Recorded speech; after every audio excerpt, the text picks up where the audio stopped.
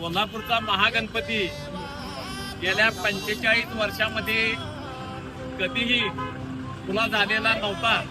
पण या वर्षी हा महागणपती या ऐतिहासिक दसरा चौकातून भक्तांच्यासाठी खुला करण्यात येणार आहे. हा महागणपती ओपन झाल्यानंतर भक्तजनांचे डोळ्याचं पारणे फिटल्यासारखं होणार आहे.